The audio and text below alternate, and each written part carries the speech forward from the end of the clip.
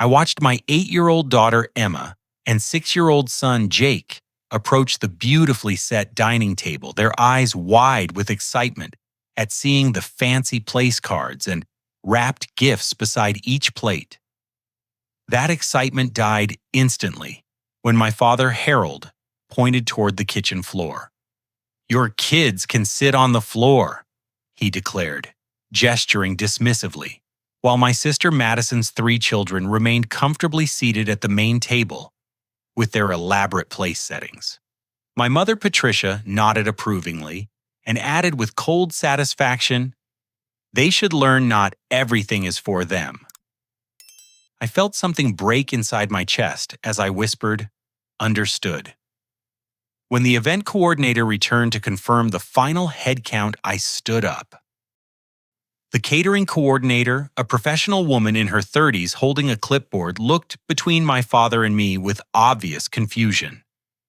"Actually," I said, my voice steadier than I felt inside, "you can reduce that head count by 3. Cancel the children's meals I specifically ordered and paid for yesterday." My mother, Patricia's fork clattered against her plate. "Silas, what are you doing?" I pulled my phone from my pocket, the screen still showing the red recording button I had activated 10 minutes earlier when the humiliation began. "I'm documenting everything for Jennifer's attorney.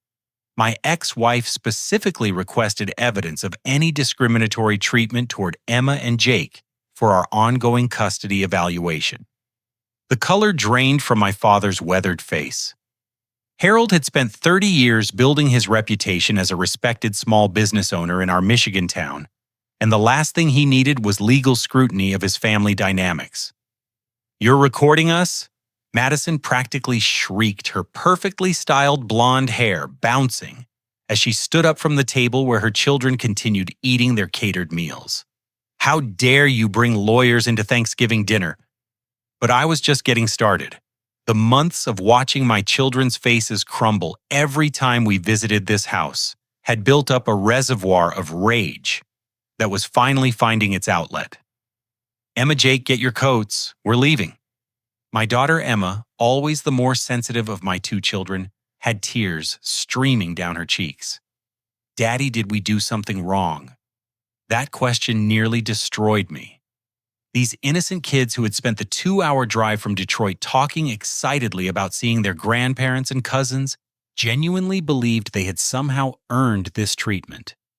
"No, sweetheart, you did absolutely nothing wrong. Sometimes grown-ups make very poor choices, and we don't have to stay around to watch it happen." As I helped my children with their jackets, my Uncle Frank appeared at my elbow. Frank was my father's younger brother, a Vietnam veteran who had always been the family's voice of reason. "Silas, hold up," he said quietly. "Walk with me to your car." Outside in the crisp November air, Uncle Frank lit a cigarette with shaking hands. The man who had survived 3 tours of duty looked genuinely disturbed by what he had witnessed inside. "Your parents have been telling everyone in the family that Emma and Jake have serious behavioral problems," he said without preamble. "They've been claiming for months that your kids are violent, destructive, and that you're too permissive as a father to control them." My blood ran cold. What exactly have they been saying? Frank took a long drag before answering. "That Emma throws screaming tantrums and breaks things when she doesn't get her way. That Jake hits other children and can't be trusted around his cousins. That you refuse to discipline them properly, and they're becoming dangerous to be around." I stared at this man who had helped raise me after my grandmother died, trying to process what he was telling me. My children were quiet, well-behaved kids who spent most family gatherings reading books or playing simple games. Emma was shy to the point of being almost withdrawn, and Jake was gentle enough that he cried when he accidentally stepped on insects. "Frank, you know that's completely false. You've seen how my kids actually behave." He nodded grimly. "That's exactly why I'm telling you. Your sister Madison has been feeding your parents these stories for over a year now. She's convinced them that separating your children from hers is necessary for everyone's safety." The pieces were starting to form a horrifying picture. Madison had always been the golden child, the one who could do no wrong in our parents' eyes. After my divorce from Jennifer became final 8 months ago, Madison had somehow convinced our parents that I was an unfit father raising damaged children. Why would she do this? I asked, though deep down I already suspected the answer. Frank ground his cigarette under his heel. Your parents give Madison a lot of financial support, Silas. They pay her mortgage, both her car payments, and all 3 of her kids' private school tuition. That's probably $15,000 a month right there. My hands clenched into fists. During my divorce proceedings, when Jennifer's attorney was demanding increased child support, and I was struggling to afford my own legal fees, I had swallowed my pride and asked my parents for a small loan to cover Emma's piano lessons and Jake's soccer registration. They had refused, claiming they were on a tight budget and couldn't help with unnecessary expenses. Meanwhile, Frank continued, Madison gets everything handed to her, and she's terrified that if your kids become part of the family circle again, your parents might start spreading their generosity around.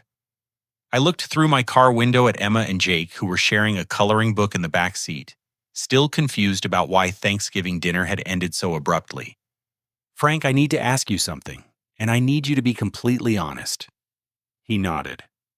Have you ever seen my children misbehave the way my parents claim they do? Never. Not once. Your kids are among the most polite and well-mannered children I've ever met. Emma always says please and thank you, and Jake actually helped me rake leaves last month without being asked. That settled it. My parents weren't just playing favorites anymore. They were actively participating in a campaign to isolate and damage my children based on complete fabrications, and I wasn't going to let it continue for one more day. The next morning, I started making phone calls. My first call was to my cousin Rachel, who lived in Ohio and only saw the family during major holidays. Rachel had always been direct and honest, sometimes brutally so. Rachel, I need to ask you something, and I promise this isn't a trap or a test. What have you heard about my kids' behavior over the past year? There was a long pause before she answered. Oh, Silas, I was wondering when someone would finally ask me directly. My heart sank. What have they been telling you? Your mom called me in March and said that Emma had completely destroyed Madison's living room during Easter dinner.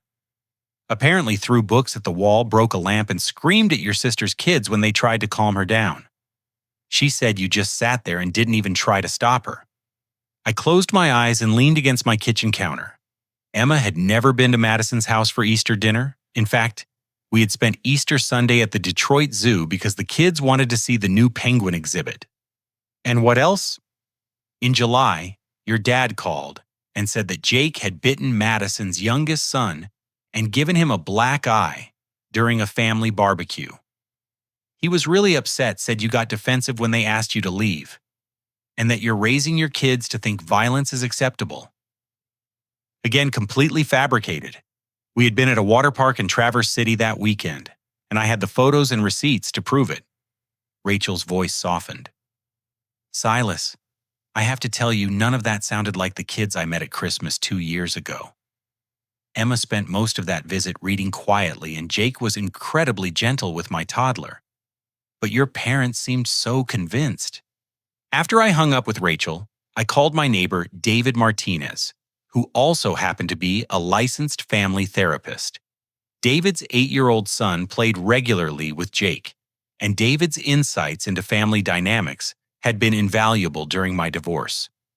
David, I need your professional opinion on something. Can you come over for coffee? An hour later, David sat in my living room, listening to everything that had transpired over the past 24 hours. When I finished, he was quiet for several minutes.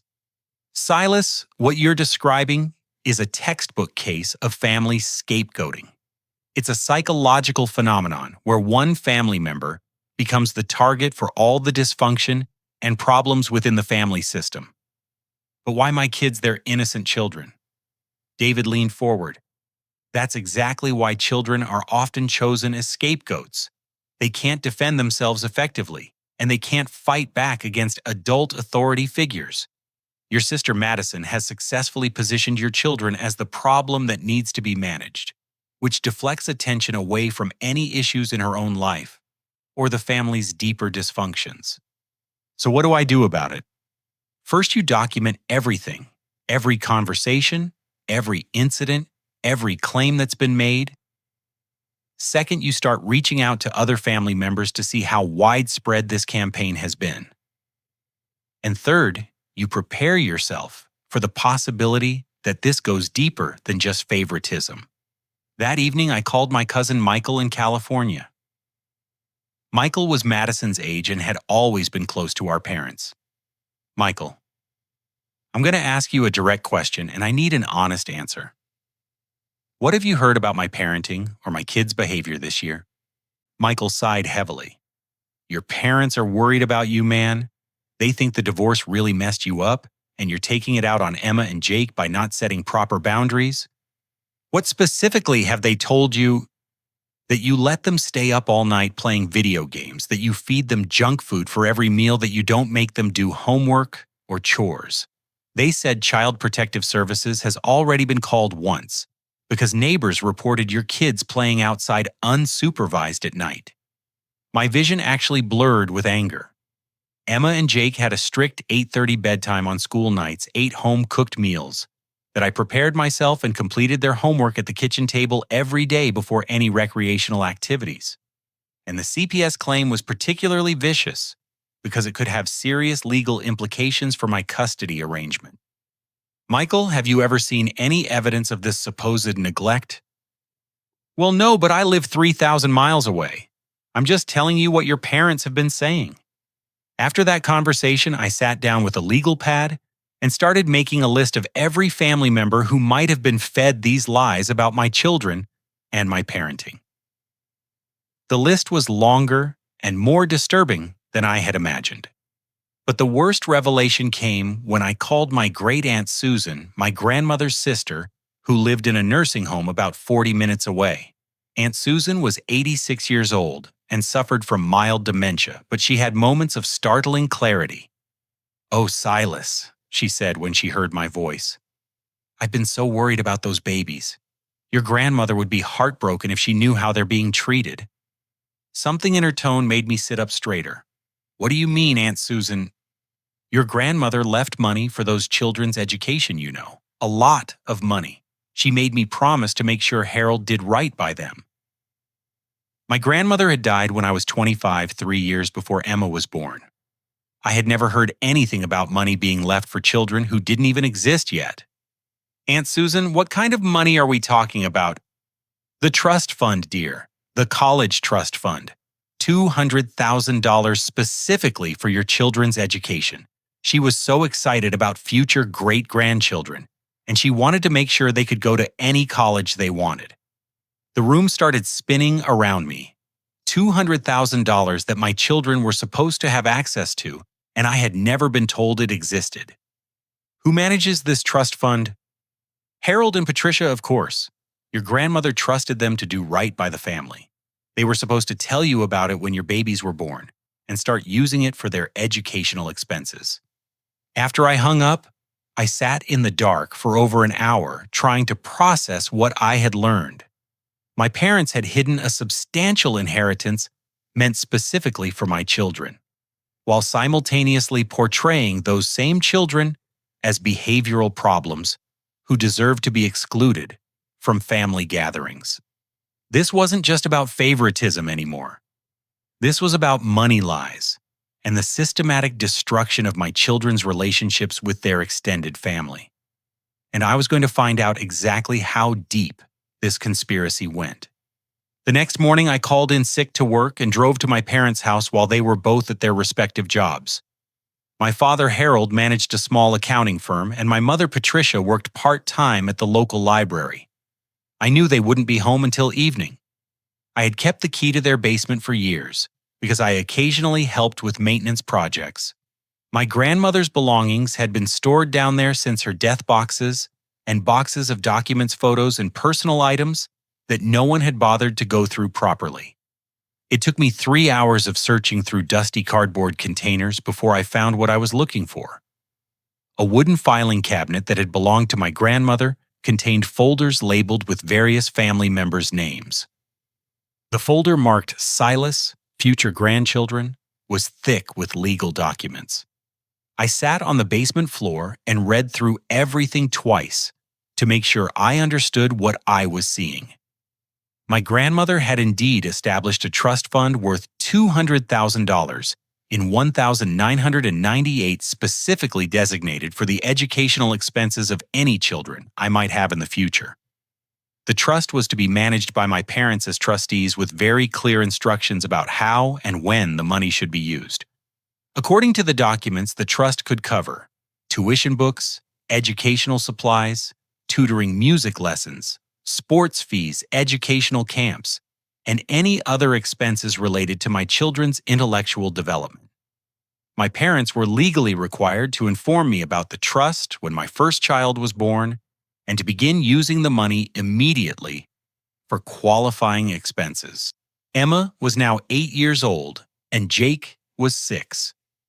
The trust should have been funding their education for years. But the real shock came when I found the financial statements showing how the trust money had actually been spent. Someone had been systematically withdrawing funds for educational expenses, but not for my children. Private school tuition payments for Madison's 3 kids dating back 5 years. Music lessons, tennis lessons, art classes, and summer camps for Madison's children.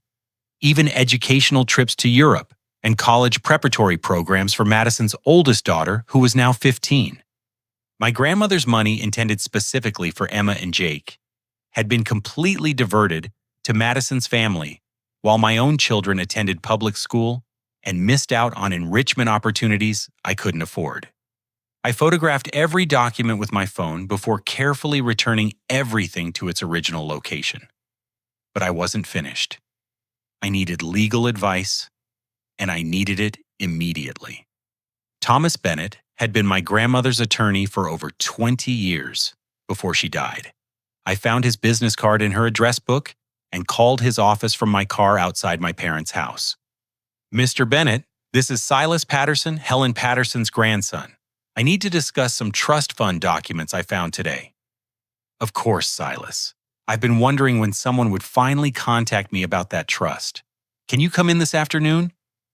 2 hours later, I sat in Thomas Bennett's law office with photocopies of all the documents spread across his conference table. Bennett, a man in his 70s with silver hair and sharp blue eyes, studied the financial records with growing concern. "This is extremely troubling," he said finally. "Your parents have clearly violated their fiduciary duty as trustees. The trust explicitly states that funds are to be used only for your biological children's educational needs." "What kind of legal trouble are they in?" Bennett leaned back in his leather chair. "Embezzlement of trust funds is a serious crime in Michigan. We're looking at potential felony charges, plus they would be required to repay every penny that was misappropriated with interest and penalties." "How much money are we talking about?"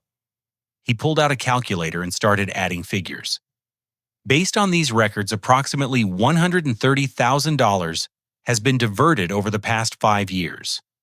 With interest and penalties, they would owe your children's trust roughly $170,000. I felt dizzy. My parents had stolen nearly my children's entire inheritance to fund my sister's family's lifestyle, while telling everyone that my kids were too problematic to deserve inclusion in family gatherings. "There's something else," Bennett continued. "I was actually your grandmother's attorney for the establishment of this trust, and I remember her specifically requesting that I contact you directly if the trustees ever failed to fulfill their obligations." "What do you mean?"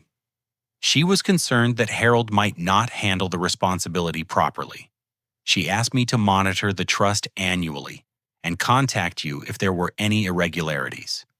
But Harold told me 5 years ago that you had moved out of state and left no forwarding address. He said you had abandoned your children and that he and Patricia had assumed full custody." The lies kept getting worse. My parents had actively prevented my grandmother's attorney from contacting me about my own children's inheritance. Mr. Bennett, what are my options? He straightened the documents into neat piles. You have several choices. You can file criminal charges for embezzlement, which would likely result in jail time for your parents and full restitution to the trust. You can file civil charges to recover the money without criminal prosecution. Or you can confront them privately and demand immediate restitution with the threat of legal action. What would you recommend?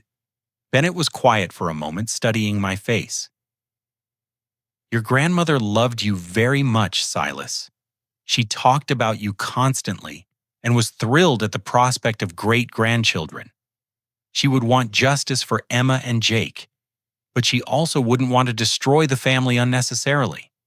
So what does that mean? Give them one chance to make this right.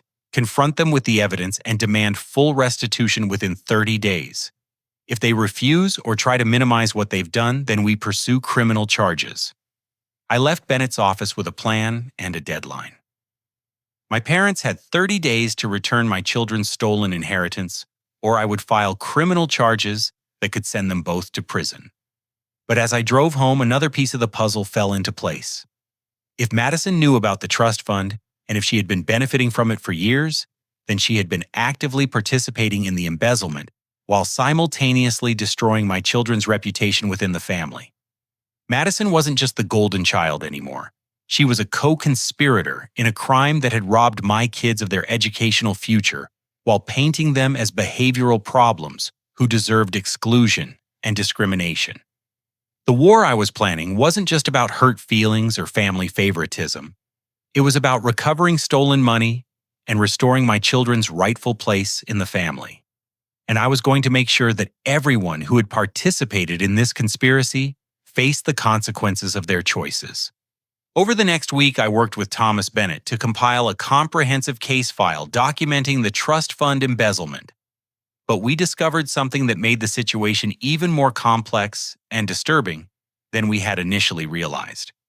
Bennett had subpoenaed additional financial records with my permission. And what we found suggested that the trust fund theft was just the tip of the iceberg. My father's small accounting firm had been systematically underreporting income to avoid taxes for the past 7 years.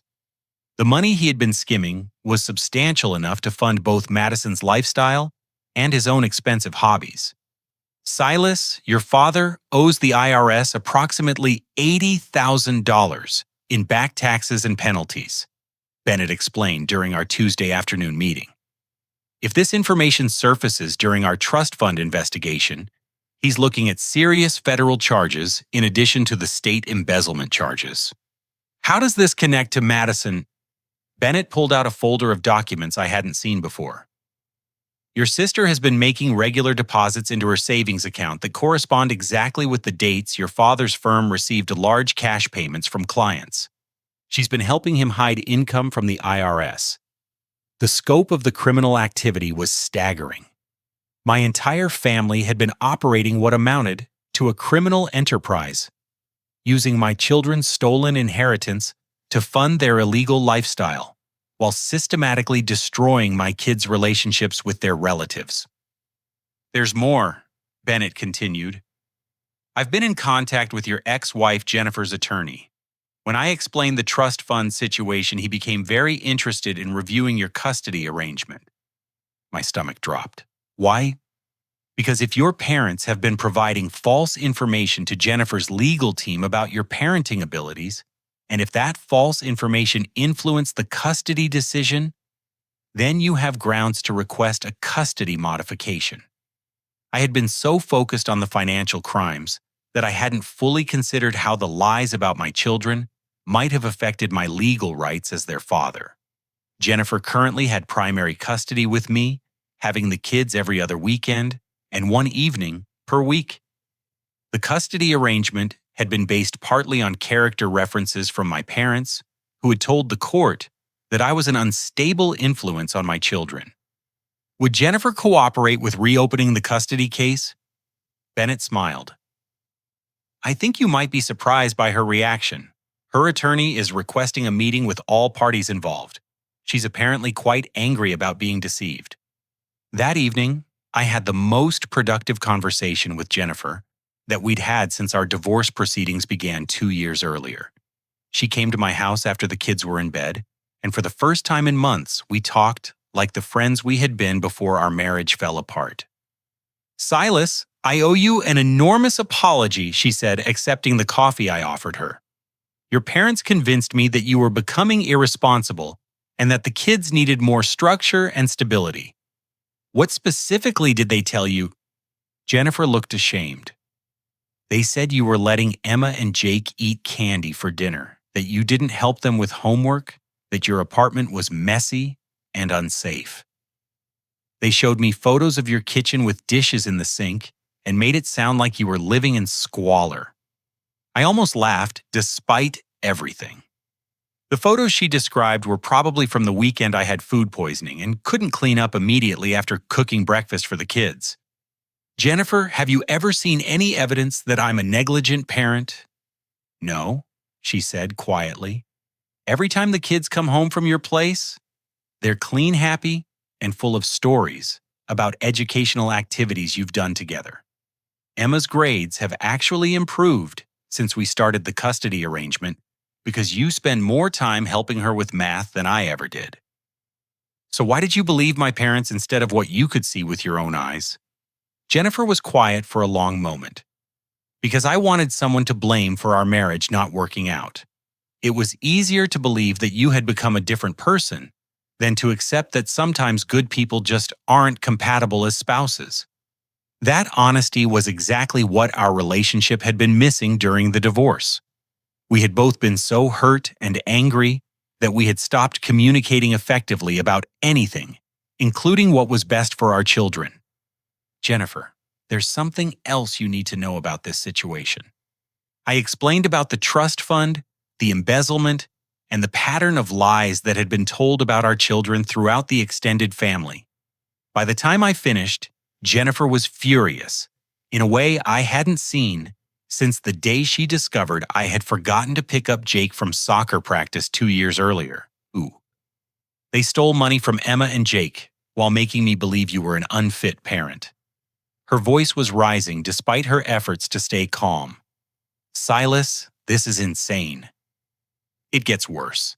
Madison has been actively feeding our parents false stories about the kids' behavior to justify their exclusion from family events and to maintain her favored status." Jennifer stood up and started pacing around my living room. "I want to see all the evidence.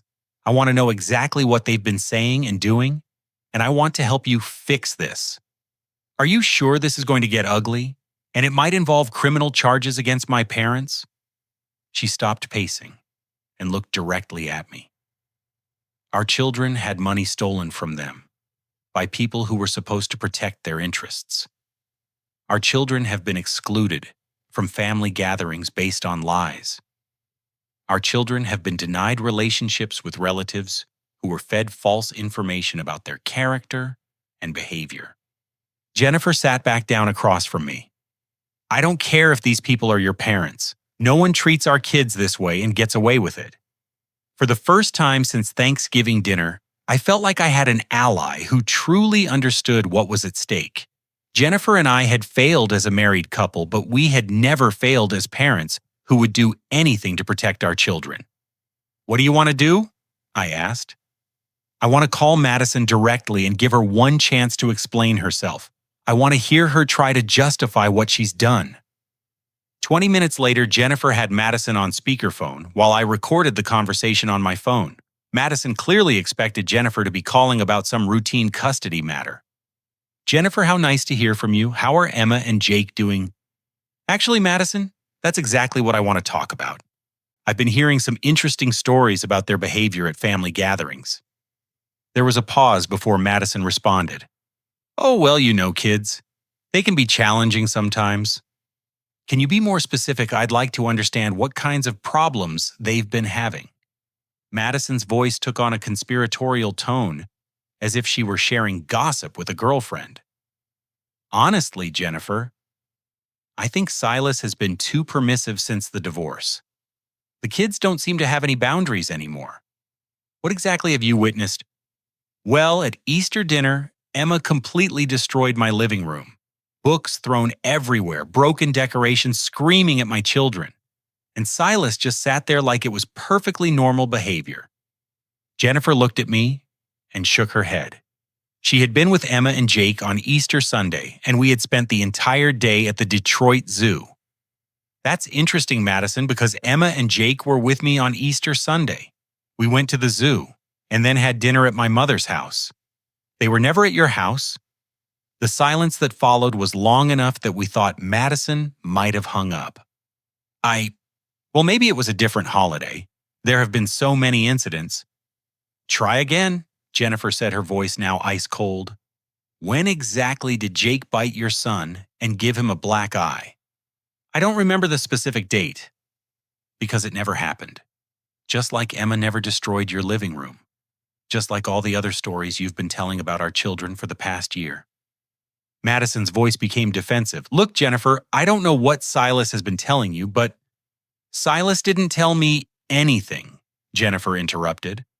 I figured this out myself when I started asking for specific details about these supposed incidents. None of them happened, Madison. You've been making up stories about 8- and 6-year-old children. I have to go, Madison said quickly. No, you really don't, because we're just getting started. I want to know about the trust fund money you've been stealing from Emma and Jake. There was a sharp intake of breath, and then Madison hung up. Jennifer looked at me with satisfaction. Well, that was illuminating. She didn't deny anything. No, she didn't. And did you hear how quickly she tried to end the call when I mentioned the trust fund? She knows exactly what she's been doing. I stopped the recording and saved it to my phone. One more piece of evidence for the file. Jennifer reached across and squeezed my hand. Silas, I want to modify our custody arrangement. In what way? I want 50-50 custody. I want our kids to know that both their parents are fighting for them and that both their parents can be trusted to protect them from people who would hurt them. That conversation changed everything.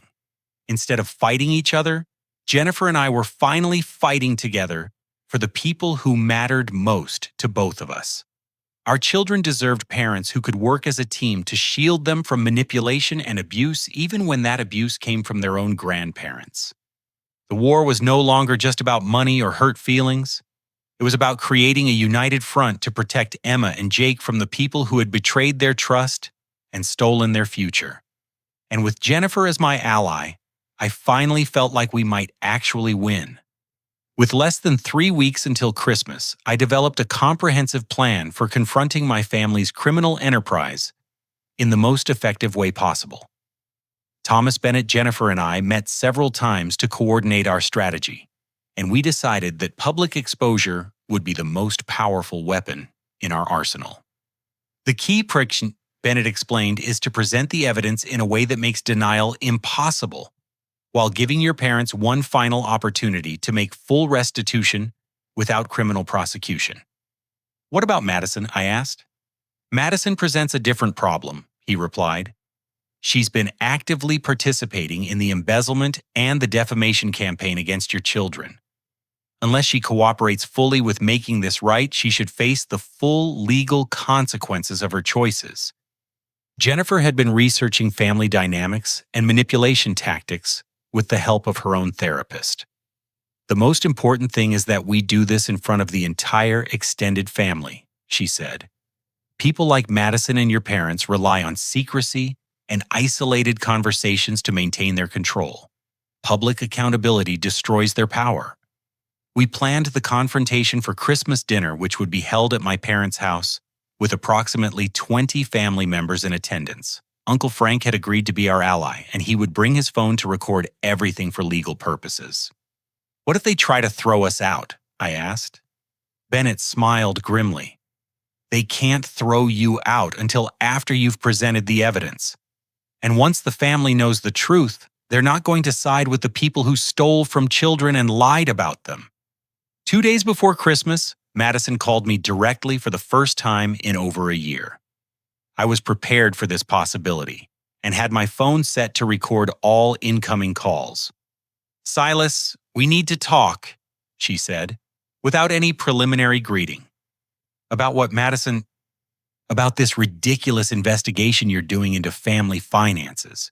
You're going to destroy our parents over a misunderstanding. What kind of misunderstanding involves stealing $200,000 from children? There was a long pause. Look, Mom and Dad have been managing that money responsibly. They've been investing it and growing it for Emma and Jake's future. By paying for your kids' private school tuition? Another pause longer this time. Those were loans, Silas. We've been planning to pay it back. With what money your husband doesn't even have a steady job? Madison's voice became pleading. What if we worked out a payment plan? We could give you half the money now and pay the rest over time. There's no need to involve lawyers or courts or any of that. Madison, are you trying to bribe me? I'm trying to keep this family together. If you file criminal charges against Mom and Dad, you'll destroy them. Dad's business will be ruined. Mom will lose her job at the library, and they could go to prison. Is that what you want? What I want is for my children to get the inheritance their great-grandmother left for them. What I want is for the lies about Emma and Jake to stop.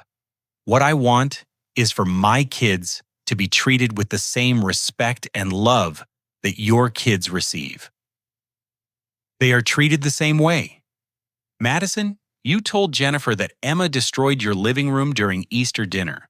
Emma has never been to your house for Easter dinner. Silence. You told multiple family members that Jake bit your son and gave him a black eye. When did that happen? Madison. What date? What time? Where were the adults who were supposed to be supervising them? Look, maybe I got some details confused. You didn't get confused? You made up stories about 6- and 8-year-old children to justify excluding them from family gatherings, while you used their stolen inheritance money to fund your lifestyle. Madison's voice turned cold. You can't prove any of that? Actually, I can. I have bank records. I have legal documents. I have recordings of conversations where you've admitted to lying, and I have testimony from family members about the specific lies you've told them. You've been recording our family. I've been documenting criminal activity. There's a difference. Silas, please. What do you want money? We can get you money. I want Emma and Jake to get every penny of their inheritance with interest. I want a written confession from you about the lies you've told about my children. I want you to personally contact every family member you've lied to and tell them the truth. And I want to guarantee that this kind of treatment will never happen again. And if we do all that, then maybe we can work out a solution that doesn't involve prison time for everyone involved. Madison was quiet for almost a minute. I need to think about this. You have 48 hours. After Christmas dinner, I'm filing criminal charges regardless of what you decide. After I hung up, I realized that Madison had just confessed to multiple crimes while trying to negotiate her way out of the consequences. She had admitted that the family finances contained irregularities, that there had been lies told about my children, and that money had been misappropriated from their trust fund. More importantly, she had tried to bribe me to keep quiet about criminal activity, which was itself another crime. Jennifer came over that evening to help me prepare for the Christmas confrontation. We practiced different scenarios and responses, making sure I could present the evidence clearly and calmly, regardless of how my parents and Madison reacted. Remember? Jennifer said, "Your job is not to convince them that they're wrong. Your job is to inform the family about what's been happening and give your parents one final chance to make it right. What if they deny everything? Then you file criminal charges and let the justice system handle it. The evidence is overwhelming, Silas. They can't deny documents and financial records." That night, I called Uncle Frank to confirm our plan for Christmas dinner. "Are you ready for this?" he asked. "I'm ready to fight for my kids. That's all I've ever wanted to do." "Your grandmother would be proud of you," Frank said. "Helen always said you had more integrity than the rest of the family combined. She'd want you to protect Emma and Jake no matter what it cost. As I hung up the phone, I realized that the scared, confused man who had whispered "understood" at Thanksgiving dinner was gone. In his place was someone who understood that protecting my children was worth any price, including the destruction of relationships with people who had betrayed their trust. Their Christmas dinner would be the day that Emma and Jake learned their father would never again allow anyone to treat them as less than they deserved, and everyone else would learn that some lines should never be crossed. Christmas morning arrived with fresh snow covering the ground and a sense of nervous anticipation that I hadn't felt since my wedding day, 8 years earlier. Jennifer picked up the kids from my apartment at 10 in the morning, and we drove to my parents' house together as a unified family unit for the first time since our divorce. Emma and Jake were excited about seeing their cousins and grandparents, completely unaware of the confrontation that was about to unfold. I had decided not to prepare them in advance because I wanted their reactions to be natural and honest. "Daddy, will we get to sit at the big table today?" Emma asked from the back seat. "Yes, sweetheart. You and Jake will be sitting exactly where you belong." My parents' house was already filled with relatives when we arrived. Uncle Frank greeted us at the door and immediately knelt down to hug Emma and Jake. "There are my favorite great-niece and great-nephew," he said loudly enough for everyone to hear. "I saved special seats for you right next to me at the dinner table." Madison was in the kitchen with our mother, and I could see her stiffen when she saw Jennifer and me enter together. She had clearly not expected us to present a united front. "Silas," my father Harold called from the living room. "Good to see you. How are things?" "Things are about to become very interesting, Dad. Is everyone here yet?" My mother Patricia came out of the kitchen wiping her hands on a dish towel. "We're just waiting for your Aunt Carol and her family. They should be here any minute." For the next hour, I made pleasant conversation with relatives while keeping Emma and Jake close to me. Several family members commented on how well-behaved and polite my children were, which created an interesting contrast with the stories Madison had been spreading about their supposed behavioral problems. When Aunt Carol's family arrived, we had 21 people gathered for Christmas dinner. Uncle Frank had positioned himself strategically near the head of the table, where he could record everything clearly. My father stood up to make his traditional Christmas toast, and I knew this was my moment. "Actually, Dad, before we start eating, I have something important to share with the family." Harold looked annoyed. "Can it wait until after dinner?" "No, it really can't." I stood up and pulled out the folder of documents Thomas Bennett had prepared for me. Jennifer moved closer to Emma and Jake, ready to comfort them if the situation became too overwhelming.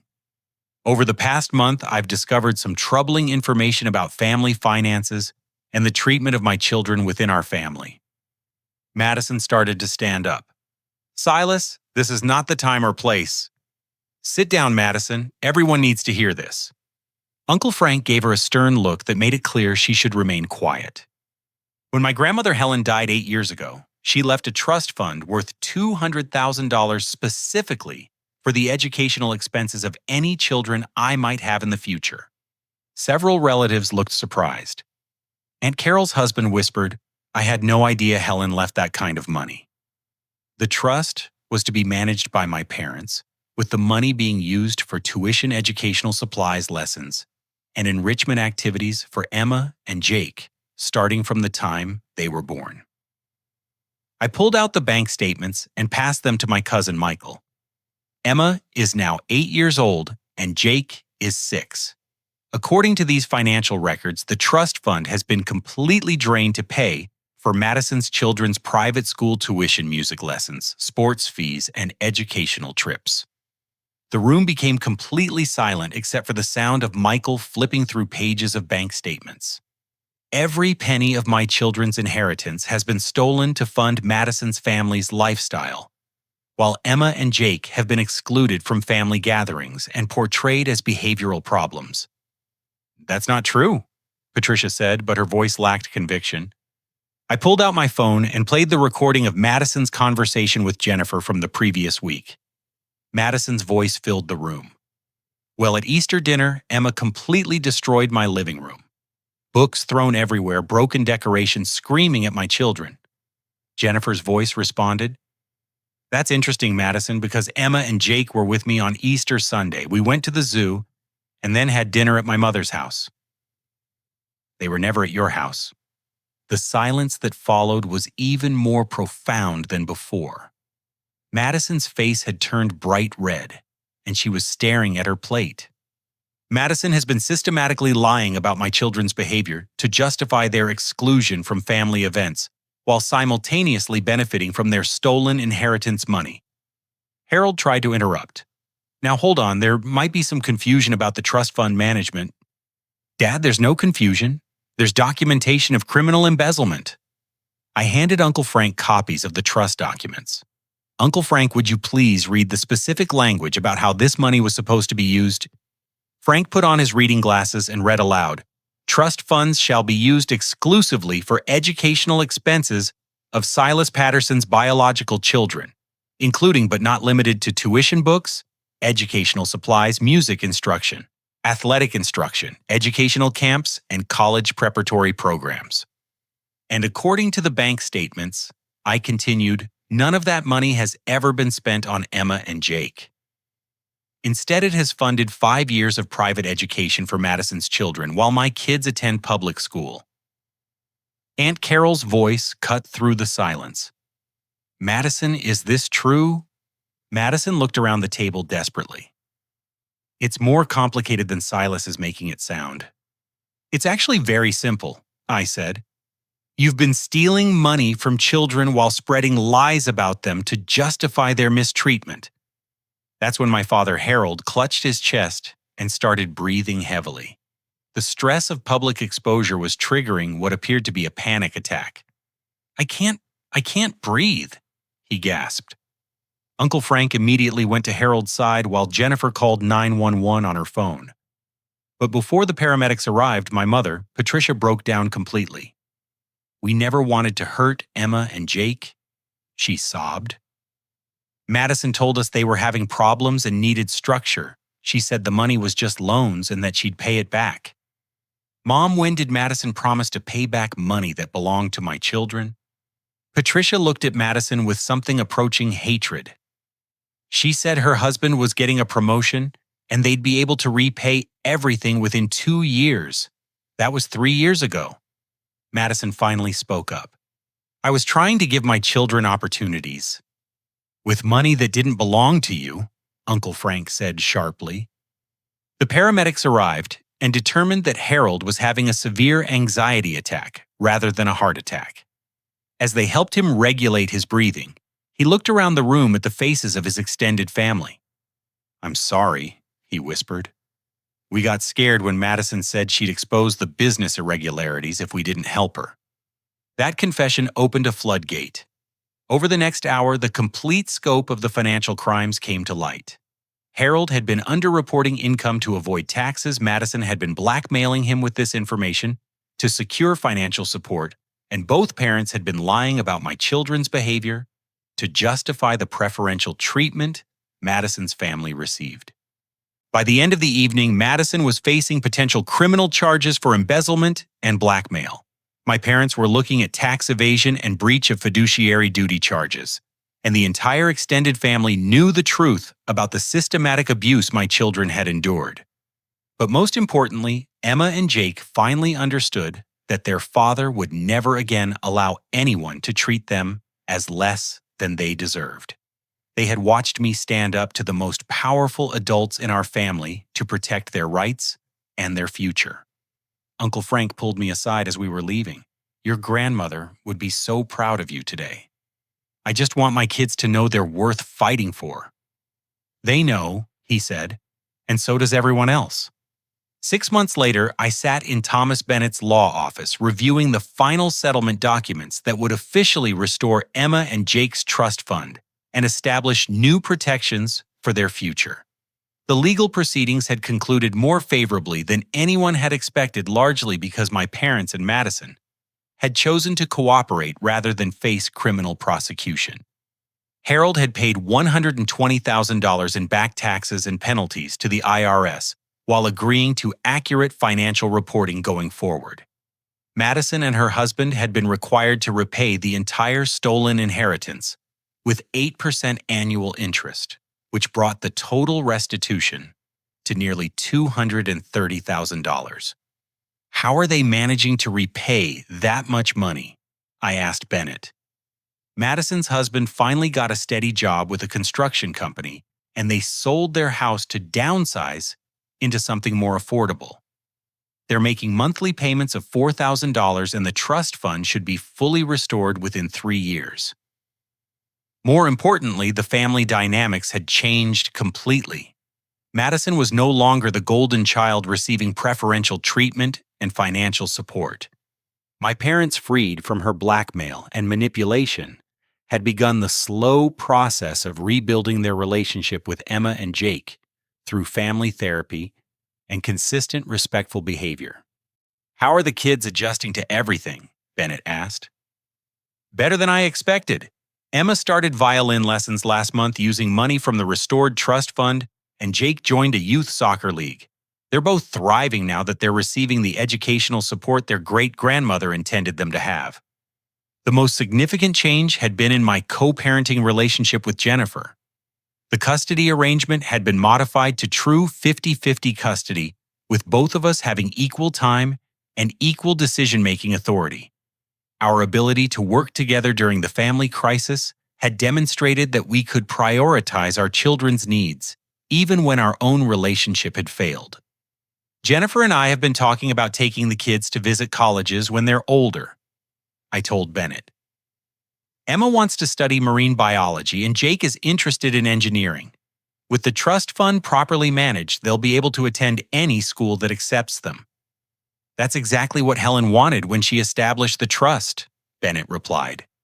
"She believed that education was the greatest gift she could give to future generations." That evening, I picked up Emma and Jake from Jennifer's house for our weekly dinner together.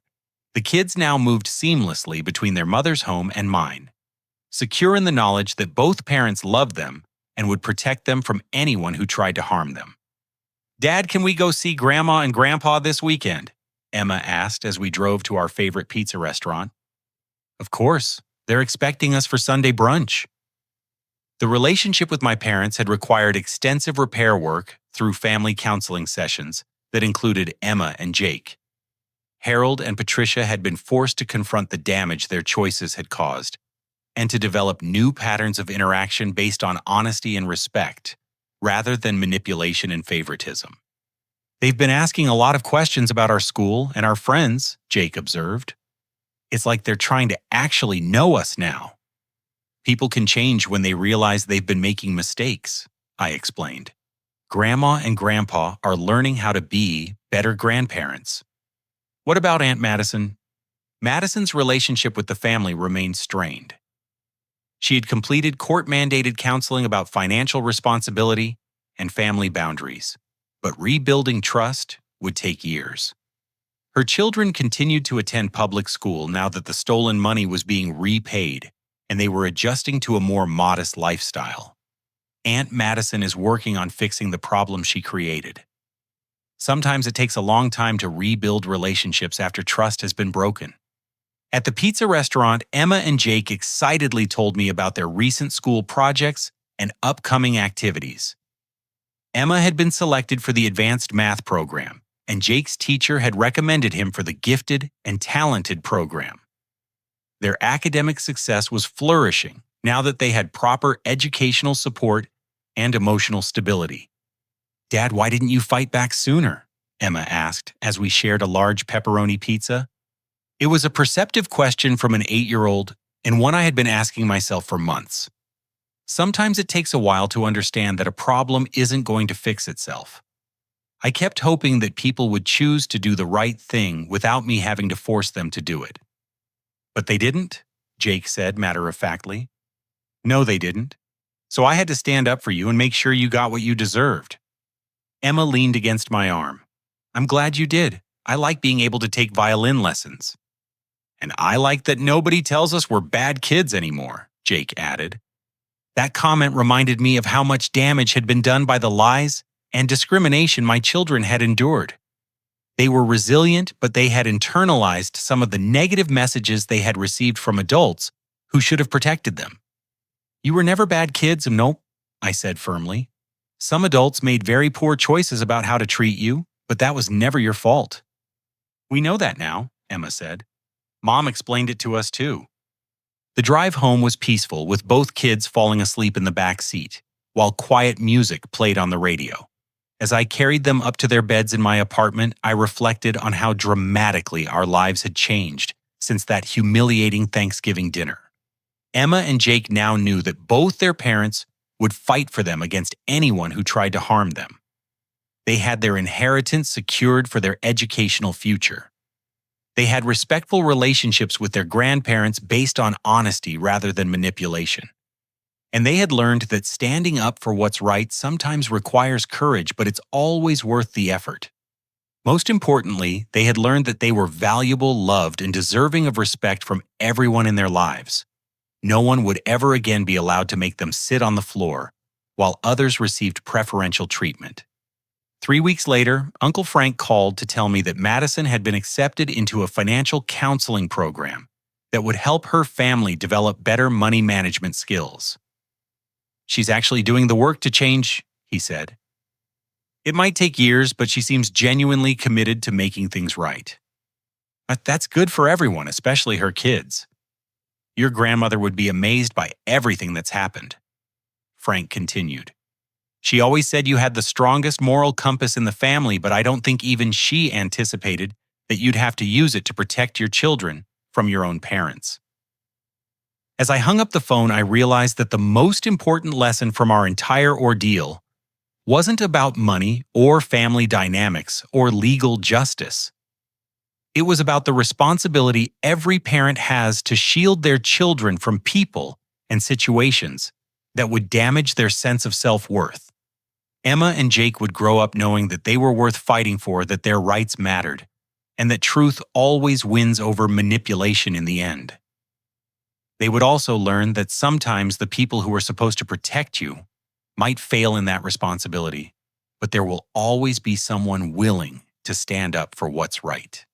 And hopefully, when they become parents themselves, they'll remember the day their father chose to fight rather than whisper, "Understood," when someone tried to make their children sit on the floor.